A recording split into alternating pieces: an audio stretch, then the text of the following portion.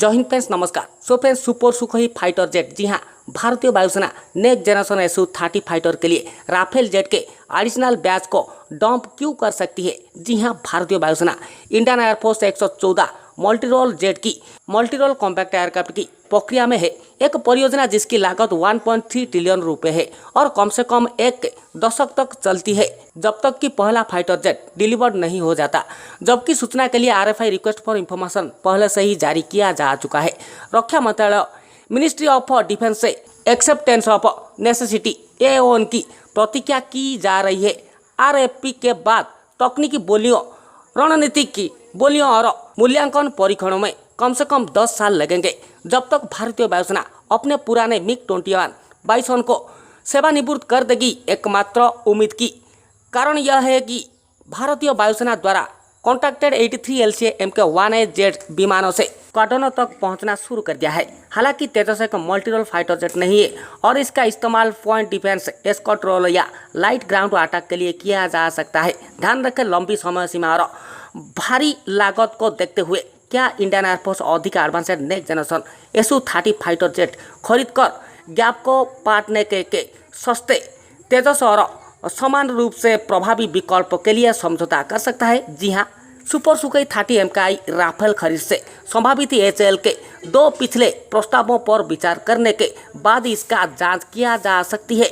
जी हाँ, उसने कीमत के 1/3 पर 3 SU-30 फाइटर स्क्वाड्रन बनाने की पेशकश की थी। बाद में उसने मौजूदा SU-30 फ्लीट्स को और अधिक अत्याधुनिक एवियोनिक्स के साथ अपग्रेड करने का प्रस्ताव दिया था। ध्यान रखें, MMRCA 2.0 medium multirole compact aircraft 2.0 114 jet सौदे में USA, United state of America F-15EX से F-80 सुपर हॉर्नेट और F-21 F-16 वेरिएंट्स पेश कर रही है और Russia MiG-35P Sweden Gripen E variant पेशकश कर रहे हैं, जिसने 2007 में इंडियन एयरफोर्स के लिए MMRCA में रेस में था। जी हाँ, जबकि फ्रांस फिर से राफेल की पेशकश कर रहा है और अब भारत पहली इंडियन एयरफोर्स के लिए 36 डाजेल्ट राफेल अभी खरीद चुका है। यहाँ पर SU-30 अपग्रेडेड वर्जन का बात क्यों कर रहे हैं ना, SU-30 एक अत्यधिक एडवांस्ड और कैपेबल विमान है, जो एक राफेल के लागत का 1/3 होने के साथ साथ air superiority, interception, ground attack से लेकर फाइटर बम्बर होने तक सभी भूमिकाएं को निभा सकता है। और बोइंग F-15EX लगभग 430 करोड़ रुपए की जेट पर SU-30 भारत सरकार प्रत्येक राफेल के लिए भुगतान किए जा रहे हैं। हमारे नेबर्स चीन आक्रामक तरीके से अपने J-10 फाइटर विमानों का उन्नयन कर रहा है। भारत का हिंदुस्तान एरोनॉटिक्स लिमिटेड तेजस PLA-AF विमान से पिछड़ा क्यों है, इस बात पर ध्यान दिया जाना चाहिए और हमारे HAL को तेजस एयरक्राफ्ट की मास प्रोडक्शन को बहुत ही तेजी कर दिया जाना चाहिए। नासिक के औझर में HAL 272 units SU-30 fighter aircraft में से अंतिम 23 यूनिट्स SU-30 एयरक्राफ्ट का निर्माण कर रहा है। मई 2018 में इसने लगभग 17,000 करोड़ रुपए में 3 स्क्वाड्रन बनाने की पेशकश की।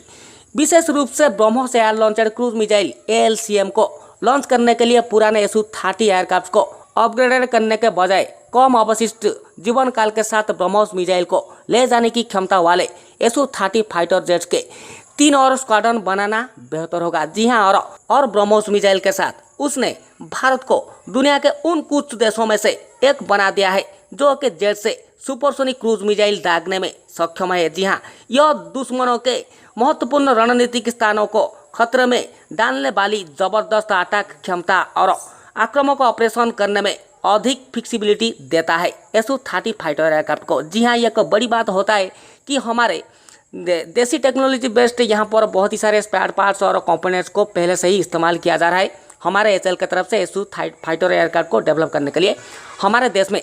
और आगे भी जो SU-30 अपग्रेडेड किया जाएगा, ये हमारे स्वदेशी स्पेयर पार्ट्स बेस्ड रहेंगे। मतलब यहाँ पर 80 या 90% हमारे स्वदेशी कंपोनेंट्स स्पेयर पार्ट्स को व्यवहार किया जा सकता है। हर रोज इसी तरह का लेटेस्ट डिफेंस अपडेट देखने के लिए डिफेंस अपडेट भारत को सब्सक्राइब कीजिए। हमारा हर एक वीडियो की नोटिफिकेशन पाने के लिए बेल आइकन को दबाइए, ऑल पे प्रेस कीजिए। आपका आशीष। जय हिंद, जय भारत।